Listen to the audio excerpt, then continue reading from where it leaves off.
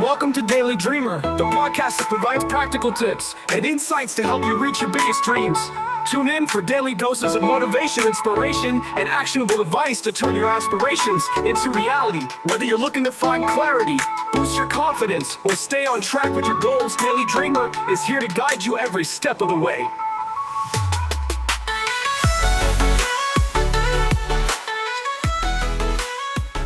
Ever feel like there's this tiny voice in your head saying, nope, not going to happen. You can't do it. Yeah. You're not alone. Not at all. Not even close. Right.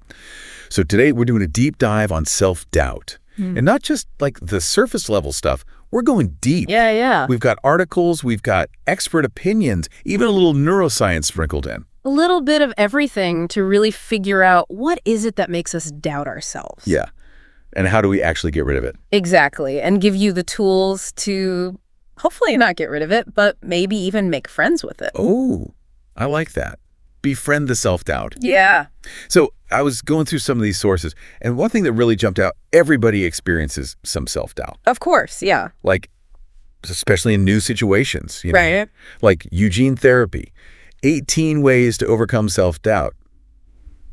They both agree it's totally normal. It is. It's the brain's way of trying to protect us, in a way. Yeah. But this one article, 10 tips to overcome self-doubt, it's like that little flicker of doubt. Yeah. It can become a full-blown dumpster fire. It can, if you let it right. Yeah. It can become this vicious cycle. So you have that self-doubt, and that can impact your self-esteem. Yeah, totally. And then it keeps you, stuck. It keeps you in your comfort zone, and then we don't try new things.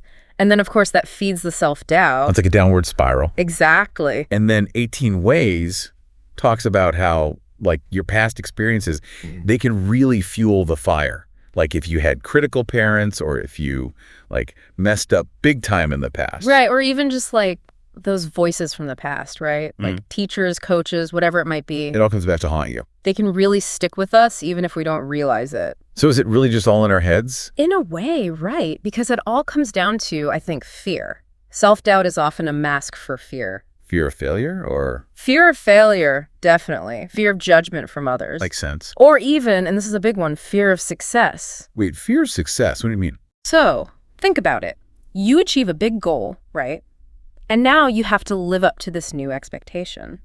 Okay. There's a potential for change, things might be different, and that can be scary. Yeah, I guess that makes sense. So sometimes we hold ourselves back without even realizing it. It's like we're subconsciously sabotaging ourselves. Wow, that is a lot to unpack. Yeah. But if self-doubt really is about fear, can we actually, change the script? Oh, absolutely.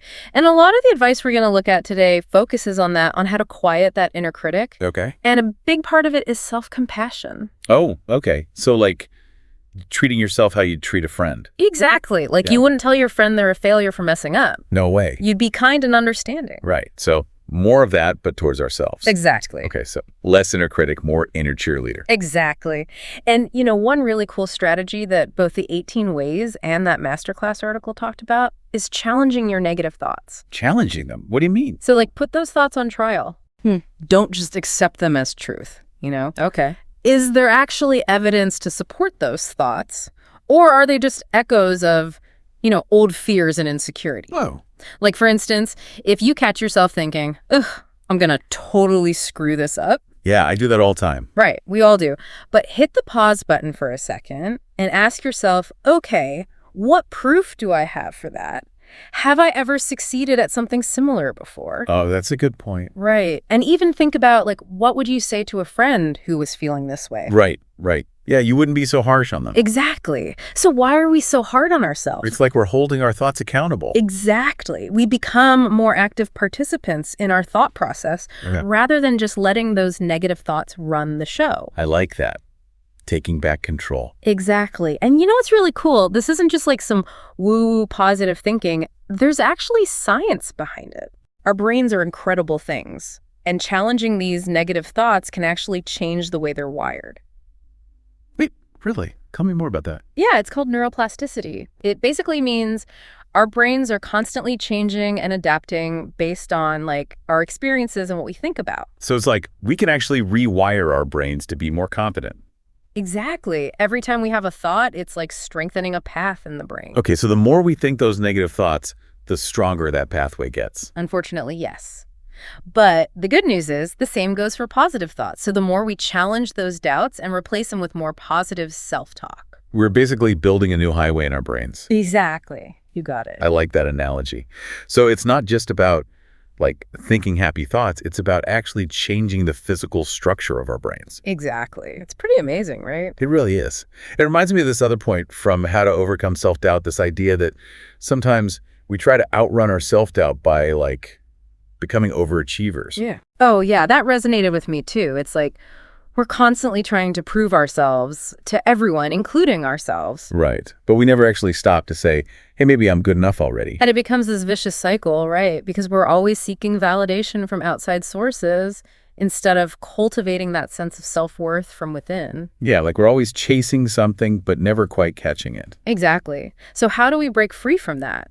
Well, both Eugene Therapy and 18 Ways, they both talk about the importance of connecting with your core values. Oh, like what really matters to you deep down. Exactly. When you're clear on your values, it's like the opinions of others, they just matter less. Yeah, because you're not seeking their approval anymore. Right. So setbacks and criticisms, they don't sting as much because you know you're living in alignment with what you believe in. It's like having your own internal compass. Exactly. And just as important as knowing your values is recognizing your strengths. No, I like that. Instead of focusing on what you're not good at, shift your attention to what you excel at, what makes you feel alive. And your joy. Yeah, it's all about recognizing and embracing those unique talents. So we're not just dwelling on the negative, we're actively cultivating the positive. Exactly. And that's where true confidence starts to blossom. I love it.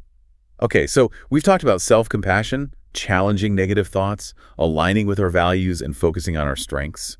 What other practical tips can we use to really tackle those self-doubt gremlins? Well, both 18 Ways and Eugene Therapy suggested keeping a journal. To track those negative thoughts? Yeah, exactly. Like a doubt diary of sorts. Oh, that's a good idea. But don't just write them down, you know? Yep. Actively challenge those thoughts right there on the page. Oh, okay. So is there any real evidence for this thought? What's a more balanced perspective? You got it. You're putting those doubts on the spot. I like it. Shine a light on them, so to speak. Exactly. And remember, we talked about positive self-talk. Yeah, rewiring those neural pathways. Right.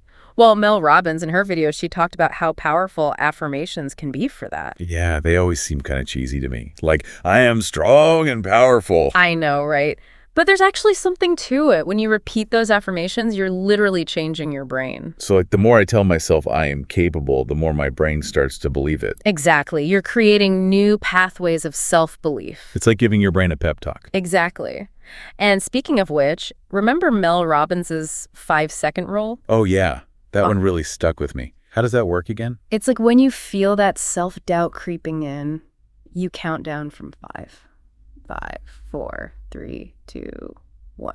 Okay. But the trick is, on 1, you got to take action. You don't think, you just do. So you don't give yourself time to overthink it. Yeah. Just go for it. Exactly. It could be something small, like taking a deep breath or saying an affirmation. Or even just starting, right? Like just taking that first step. Yes, because the longer you wait, the louder those doubts get, you know? Oh, totally. Yeah. It's like they feed on your hesitation. They do. So the 5-second rule, it helps you break free from that. You're taking back control. I love that. Mm. It's so simple, but it makes so much sense. This whole deep dive has been amazing. We've covered so much good stuff. Right. We talked about self-compassion, challenging those negative thoughts, knowing your values, focusing on your strengths. And even rewiring our brains. Who knew we could do that, right? Right. It's amazing what we're capable of when we put our minds to it. And I think that's the biggest takeaway here. Self-doubt doesn't have to control us. Exactly. It's something we all experience, but it doesn't have to hold us back. Exactly. With the right tools and a little bit of effort, we can all live more confident and fulfilling lives. Absolutely. So as we wrap up our deep dive on self-doubt, here's something to think about. Yeah. We've talked about how self-doubt often comes from fear, right? Right. So what if facing those fears, even in little ways, is the real key to overcoming self-doubt? I like that. Maybe true confidence isn't about never feeling doubt, but about having the courage to act in spite of it. Ooh, that's good. I like that. Something to ponder, right? Definitely. Well, that's all the time we have for today's deep dive. We hope you learned some helpful tips for tackling self-doubt and building unshakable confidence. And remember, you got this.